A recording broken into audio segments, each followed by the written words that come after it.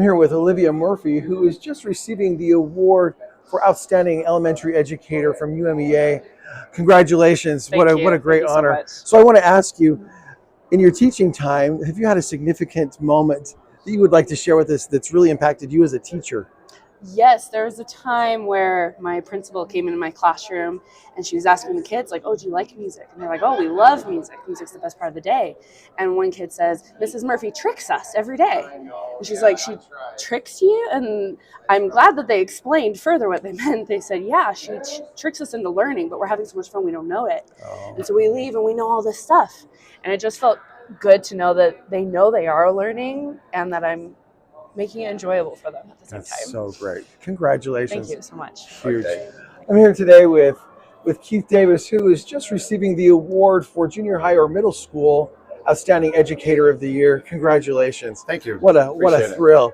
So I want to know, in the time that you've taught, do you have a story or something that's impacted you as a teacher that has been significant? Well, I guess if I had to think about it, I don't know if I have really a story. It's just an experience. As a middle school teacher, you had to learn how to teach beginners. You have to learn how to love the age group, and so it's something that I didn't, when I started, when I was in college, I didn't think that I wanted to do that, but I student taught with the great Bob Campbell. Oh yeah. And he was amazing. And he told me, he says, as you do this, he says, you're going to realize that you really like this.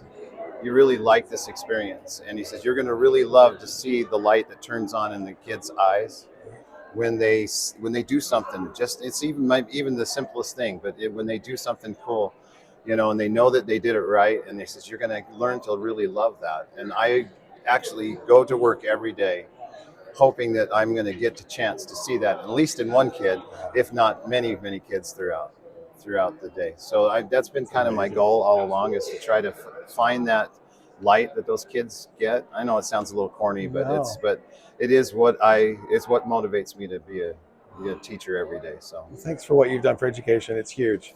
Thank you so much. Thank you. Appreciate it.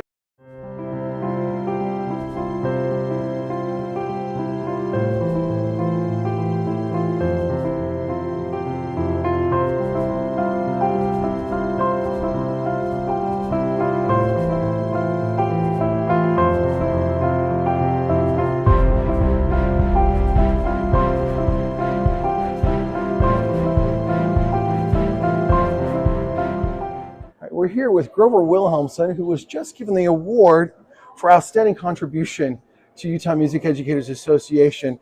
Grover, I know you as an educator, but also as someone in my neighborhood who does a lot of repair. We rely on you so much and the service that you've given to education. Tell me a little bit about what you do. Well, I was an educator, a music educator for 40 years. In my tenure, that's what I love doing. And uniquely, I love junior high school. That was my sandbox. And although I've taught elementary all the way through high school, junior high is where I really felt like there was joy, because when the kid got it, you could see the sparkle in their eye, and you knew where they were going to go if they kept working at it. So it's fun. And for some reason, maybe I relate to the kid who can't walk through the classroom without hitting the door because of the chemical imbalance as they're going through teenagehood. So, and that was the fun part. And we learned to laugh together. One of the questions that comes back is, you ask me, what are some of the outstanding events? And those events are memories now, because of somebody who sent a letter to me when they're now graduated with PhDs or in doctorate schools, and they say, I remember when I was in your junior high class and you shared a candy bar with me, and you were giving candy bars out because that was your incentive to get them to practice a part, and I never went home and practiced, and so I never got a candy bar, but you felt like you needed to share that with me, so you gave me half your candy bar so that I didn't feel left out. And they went on and fulfilled missions, went on for doctorates. They were now head of a department in a medical school. Wow. And just a few people like that who had the kindness to write back and say, thank you, you made a difference in my life. That's what it's about. Our shop is one is built upon the principle that we want you to feel welcome as family. We want to make sure that you're taken care of, that you will have the enjoyment. And so being an educator for 40 years was just part of it. Now we're on the backside, and I knew this, that in order to have a successful teacher, you have to have successful instruments. You have to have a successful classroom. And so being able to supplement that. My wife and I figured out the other day that, or this morning, that we've been coming to UMEA for 35 years as a teacher, and then the last 12 years as a business, as a business. And so it's our opportunity just to give back to education. So we hope you feel something different when you come into classical strings. Thank you so much. We are here with Nate Seamons, who is receiving UMEA Superior Accomplishment Award for some research that you have done. Really great stuff with some Kopetz tapes. I really want you to tell us all about it because it's kind of a neat project. Well, I'm doing it with two other co-researchers, David Fullmer and Kandis Taylor, and it has to do with some research that historical research. We have come across some tapes of Dr. Barry Kopetz, former director of bands at the University of Utah. In 1989, he traveled to Tokyo and studied with world famous conductor Frederick Fennell. Yeah. And during their conversations across the dinner table at Frederick Fennell's apartment in Tokyo, he recorded 15 tapes of, well, it was 10 tapes, 15 hours of just conversations, candid conversations, talking about conducting, pedagogy, the future of the wind band world, the trajectory of what we do. And these tapes have never been, they've been sitting in Barry's basement for the last 35 years. And so it was kind of a long story. Maybe David can tell you the story. He's a great storyteller about how we came across these tapes. That's a great story in of itself. But Barry was very concerned that these tapes were going to denigrate over time. Yeah. And so we flew to Columbus, Ohio, to Barry's house. We digitized these tapes over the course of 4 or 5 days in his basement.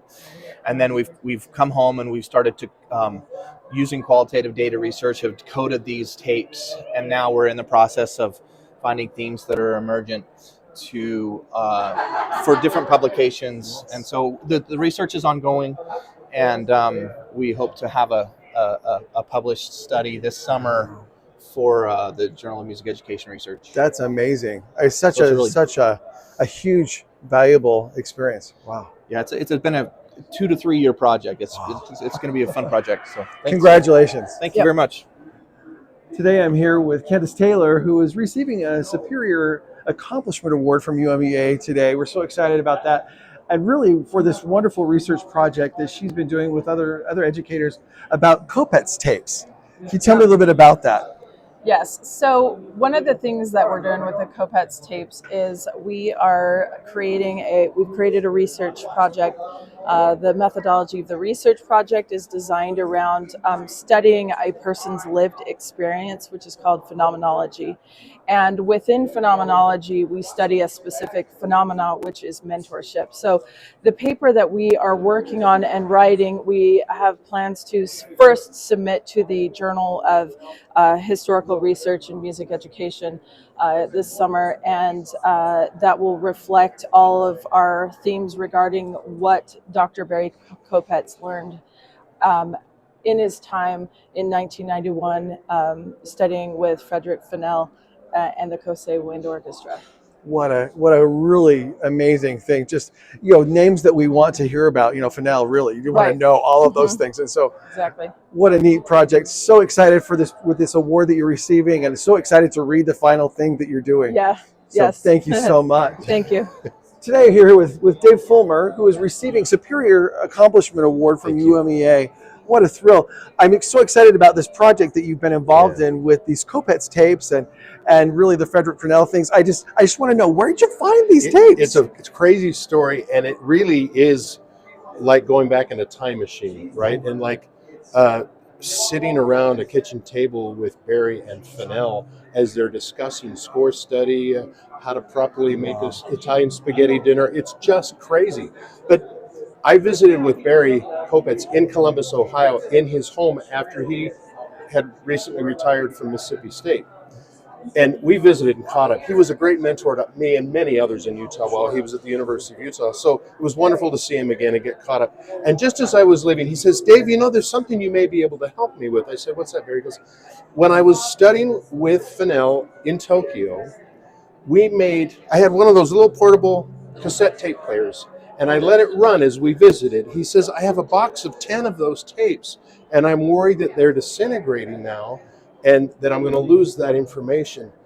Do you have any way to digitize these? I said, I think I know some people that might be able to help us. So later, we came back with Nate and Kandis, and we digitized those tapes and preserved them. And now we're going through those tapes, and our research is showing some of the trends, some of the thoughts. And again, there's been a lot of research on Fennell, but this is such a personal and intimate look at his discussions. And again, it feels like you're just stepping back in time and having those conversations with him at that table. So we were able to help Barry and preserve this treasure. I think is a magnificent little look into things. So it's been a fun project, and we're looking forward to sharing it with the profession. Well, I can't wait to read the end result. It's gonna be be fun. so neat. Congratulations. Thank you, Jeff. Today I'm here with Derek Elison, who's receiving Outstanding Administrator of the Year from UMEA. Congratulations, Derek. Thank you. What a thrill to have an administrator here with us. So what I want to know is, as a teacher for a long time, what do you have as far as advice for maybe another administrator to help support music programs in schools? Yeah. You know what? I've learned this is my 13th year as administrator.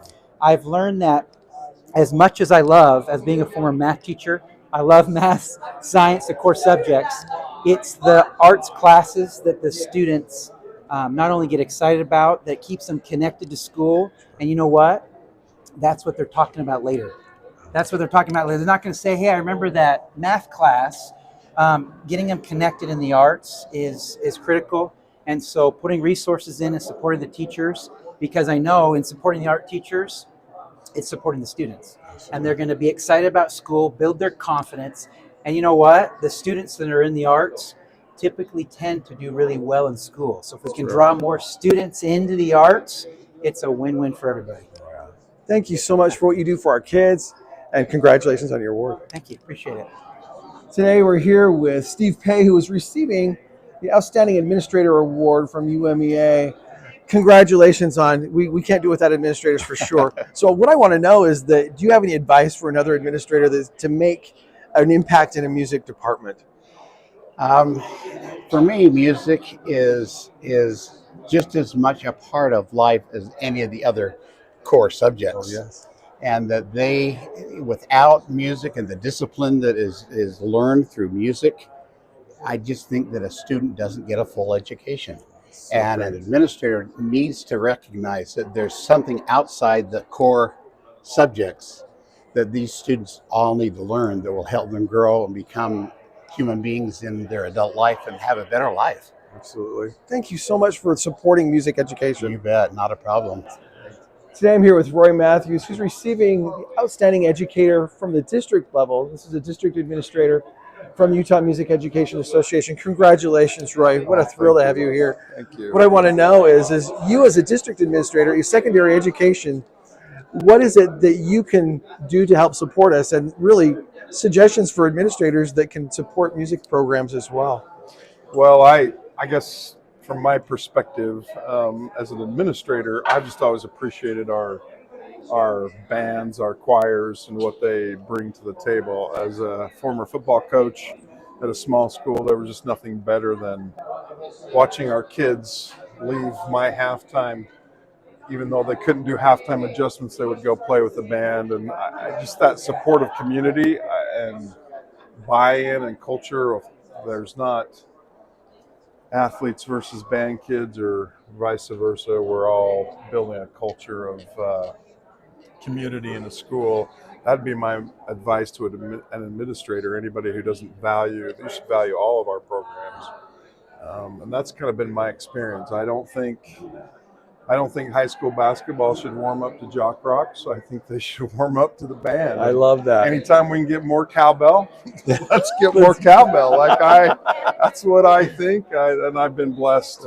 In Iron County, we have incredible music teachers and band teachers. It's phenomenal. They're amazing, and that's what I've really enjoyed about being at the district level, is being able to work with them. When they have concerns, we've been able to help them with their concerns with new facilities, with adding staff. And I think that's important for all administrators to hear, is make sure you listen to those guys. They bring a lot to the table, so that's my advice. Thank you so much. We don't do what we do without your help, so thank you so much. Thank you. I appreciate the honor. Today, I'm truly honored to be able to stand with Rhonda Rhodes and present her with Educator of the Year, Outstanding Educator of the Year for UMEA this year. Rhonda, what a thrill. You are our outstanding educator. It's humbling. And to know everything that you've done really for our organization, but also seen what has come out of your classroom as well, is truly amazing.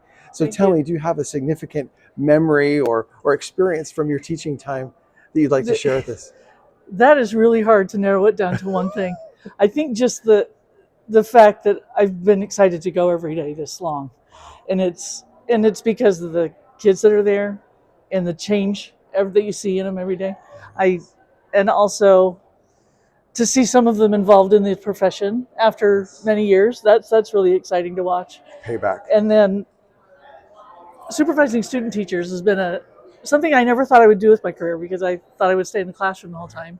But supervising student teachers has been a real gem, and just watch them flourish and get a passion for it. From day one, myself, just being involved right away. My principal asked me to be a region chair, like the very first year, and I didn't know what was going on. But I kind of jumped in the deep end, and it kept me involved for my whole career, I think, from that one thing. So, well, thank you, one, for what you've done for kids in the state, for adults, for future educators, one. thanks. Two, thanks for what you've done for our organization as president, as all of the offices that you've held. I mean, truly, you've made an impact in Utah, and you need to know that. Thank you. Thanks. I appreciate it very much.